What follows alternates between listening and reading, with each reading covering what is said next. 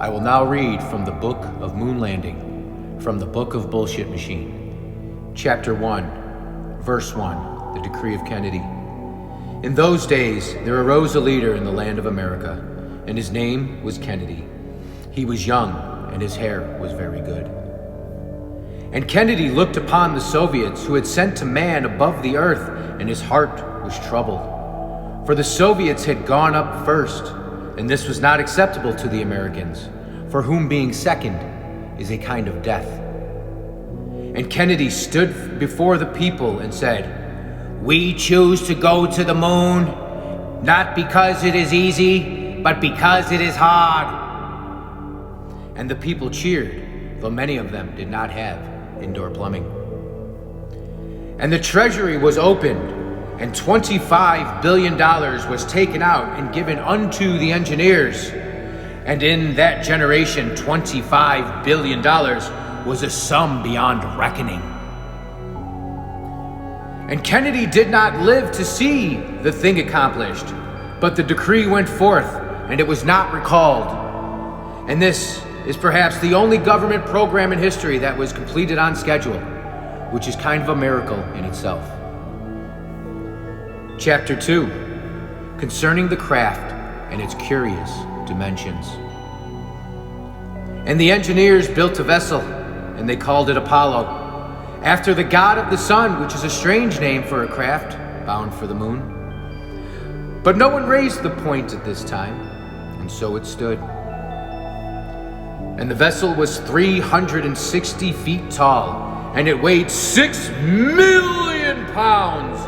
And the computer that guided it had less memory than the device upon which thou now heareth these words. Yea, thy telephone hath more computing power than the whole of Apollo. Consider this and be amazed or concerned. The choice is thine. And atop this great rocket sat the Lunar Excursion Module, which the people called the LEM, and the LEM was the craft that would descend to the surface of the moon and return. And let it be said plainly, the LEM looked like it was built in a backyard by a man who was not well. Foil and sticks and panels that appeared to be held together by faith and adhesive tape. The legs were wrapped in gold foil like a baked potato at a church dinner. And this was the craft, this arrangement of tinsel and geometry that looked as though a strong wind would reduce it to its parts, that was meant to land upon another world, support life, and launch again. And it did, apparently. And the navigation was done in part by hand, with calculations written upon paper. The margin of error for re-entry into Earth's atmosphere was only 2 degrees. Too steep, and the craft would burn. Too shallow, and it would skip off like a stone upon water and sail into the void forever. 2 degrees with paper math at 17,000 miles per hour. And no one in the modern age can quite explain how they were this confident. Chapter 3, The Ascent of Armstrong, the Silence of Collins, and the Question of the Cameraman. And 3 men were chosen: Armstrong, who was quiet; Aldrin, who was not quiet; and Collins, who would orbit above and wait and receive almost no credit for this. And Collins remained in the command module, circling the moon alone, and for 48 minutes of every orbit he passed behind the far side of the moon, where no radio signal could reach him. He was the most isolated human being that ever lived, farther from every other person than anyone in the history of the species. And when they returned to Earth, the reporters asked Armstrong about the surface. They asked Aldrin about the experiments. And to Collins they said, "And you were there too, yes?" Salah. And Armstrong descended the ladder and placed his foot upon the dust and said, "That's one small step for man, one giant leap for mankind." Or perhaps he said, "That's one small step for a man." The recording is unclear, and scholars have debated the presence of the article for over 50 years. A single syllable lost in static between moon and earth. And this is fitting, for even the most important sentence ever spoken off-world arrived with textual contradiction. Salah. But now hear this, and hear it carefully, for nobody speaks of it.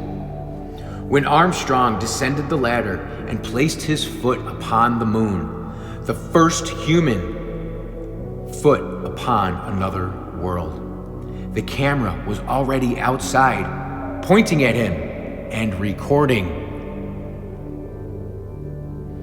Someone had to set up the camera first, and no one asked who took the first steps on the moon to position the camera so that Armstrong's first steps on the moon could be witnessed. Was it the cameraman? Was it the cameraman first? Did the cameraman not count? And NASA says the cameraman was mounted upon a panel of the LEM that folded down, and Armstrong deployed it by pulling a lanyard as he descended. And this may be so, but the footage is angled as though composed by someone who understood what that moment required. And no one in the congregation asks this obvious question, and the obvious question is not answered because it is not asked. Chapter 4, concerning the garments and the temperatures thereof. Now let it be recorded that the surface of the moon is not a hospitable place. This is known. But let the numbers be spoken out loud, for they are instructive. In that sunlight, the surface reaches 260 degrees Fahrenheit, and in the shadow it falls to minus 280 degrees Fahrenheit. That is a swing of 540 degrees on the same body, sometimes within steps of each other, where shadow of a boulder meets the light. And the astronauts walked in this, in suits. And the suits were made of, and let the record show this, 21 layers of fabric, nylon and Teflon coated fiberglass, and Kapton and Mylar, materials that on Earth one uses to wrap leftovers and line the attic. And these 21 layers of glorified household materials maintained a livable temperature inside the suit across a 540 degree range in a vacuum with no atmospheric buffer. And if thou hast ever worn a winter coat that was too warm in the sun and too cold in the shade on a 40 degree day in October, thou might wonder this.